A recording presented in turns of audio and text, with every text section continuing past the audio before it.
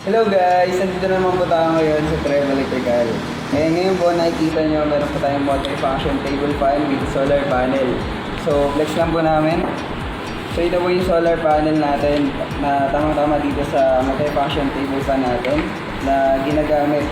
So yung multi-function table fan natin is pwede siyang ma-charge sa gamit yung mismong kuryente. So pero in case mo po na mag-brownout so walang kuryente, so hindi na siya magagamit. So pero meron tayong solar panel. Yung pinagandahan nito is kahit mag-brownout, so magagamit niya pa rin siya ng tuloy-tuloy.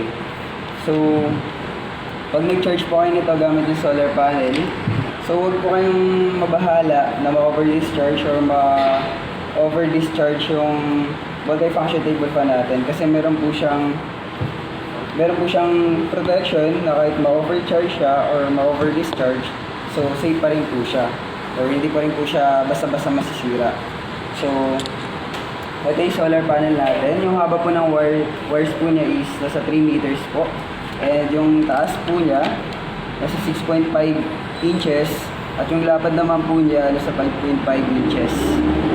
Ayun, ngayon susubukan po natin siya dito sa multi-function table fan natin para makita niyo rin po na gumagana talaga siya.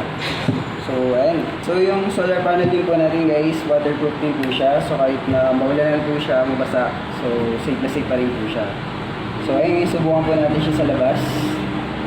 Samahan niyo po kami.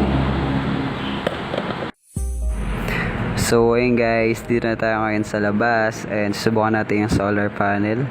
Ayan, lagay natin siya. So ayan, pakita natin yung indicator light na nagcha-charge. Ayan yung kulay pula guys, ibig sabihin nagre-red light siya, sabihin nagcha-charge po siya.